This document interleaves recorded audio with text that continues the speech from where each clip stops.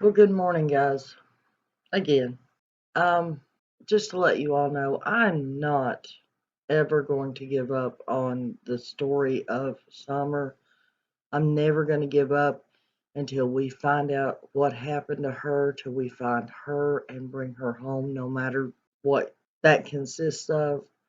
I'm not going to give up until we find out who done this to her and how they done it. This has set real heavy in my heart since this child disappeared. And I just want you all to know I'm not giving up. I'm never going away from this story, this horrible, horrible nightmare, until it's solved. And in that, I believe I have done pretty much every theory, thought, idea, crazy conspiracy, whatever you may want to call it. I've went over or tried to go over every angle of what possibly could have happened to Summer, except the abduction. Now, I'm honestly, truly, I'm going to try to look at it as if it was an abduction, as if I believe that's true. And I'm going to try to honestly figure out how that could have happened. Now, first of all, there is no person going to be roaming in the rural part of East Tennessee mountains, hillsides, whatever, looking for a child outside playing. I mean, if they're wanting to abduct a child, that's not that they're going to go to Knoxville, Morristown, Nashville. I mean, any place that's more populated than just the hillsides of East Tennessee. Okay, with that said, for someone who was going to abduct a child and go to that specific area, it would have had to have been a person who knew that a family, I won't even say that they knew Don and Candace personally, but they had to have known a family with a small girl lived in that exact spot. It's not like you can drive by the house and look over into the yard and know that there's a little girl lives right there. That's not a possibility. So they had to have known where they were going exactly and knew that they was a small little girl living there.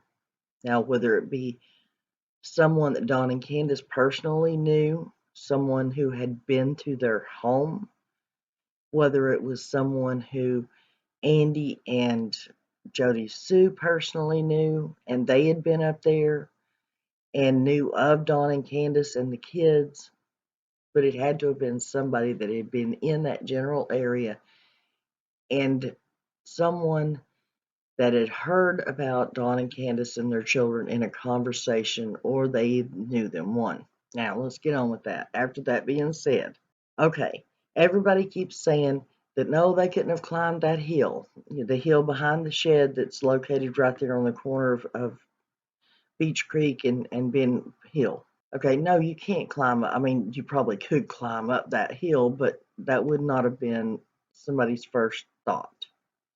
If they knew enough to know that there was a small girl lived up at that address, they would have also have known the easiest spot to have gone up the hill without walking the driveway, which would have been the dog trail. So they would have went up the dog trail off of Ben Hill Road. As far as what time of day it was, Candace or whomever called 911, they said this was at 6:30. They said the mom had been gone on a walk for about 10 minutes. They also say in there that the child had not been seen for 10 minutes.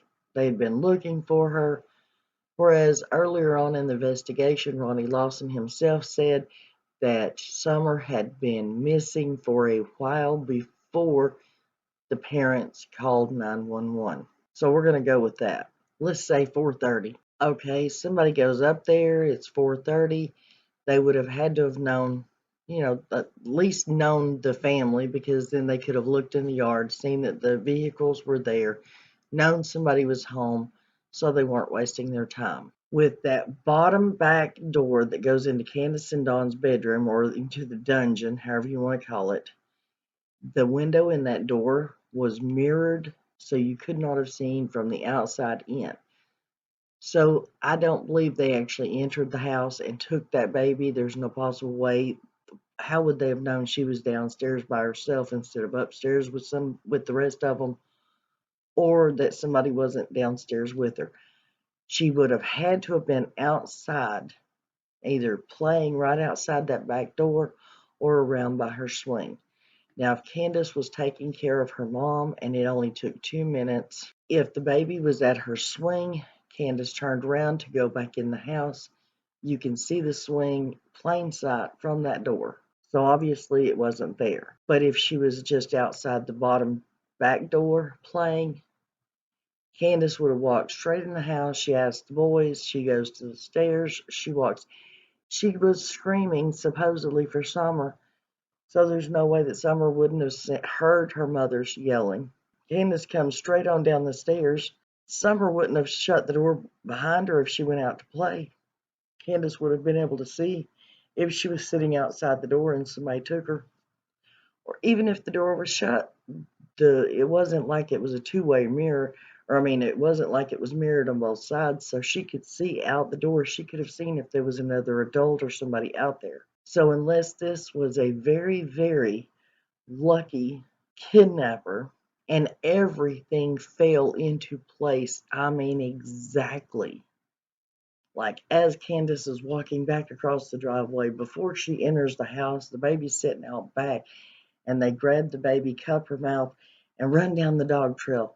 Or if she couldn't have been playing out by the swing, because then Candace would have seen her as she walked in the door. So that her being out on the back side of the house is the only possibility. Now, also, that person, whoever may have took her, had to have been very lucky, or else the dogs would have been going off.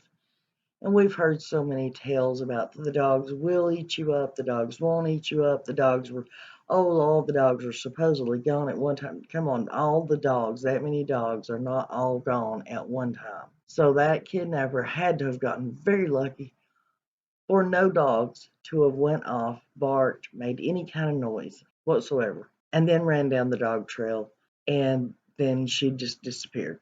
Highly unlikely that that happened. But if she was kidnapped, that is the only way it could have happened. And I'm telling you, that kidnapper had to have been the luckiest SOB to have had everything fall into place all within that 2 minute time period when Candace left her mother, walked in the front door, and the baby have already been walked out the back door and they got her. Yeah, I don't believe it either. It's just too perfect. There's no way that all those pieces could fall in line exactly the way it would have had to have done for them to have gotten away with it. I don't believe it, guys. I'm sorry. But tell me what you think, and tomorrow we're going to move on to the next scenario. I'll see you on tomorrow's video. Don't forget to pray for the kids. Love your own children. Love your parents. Love yourself. Hug your pets and say a prayer, guys.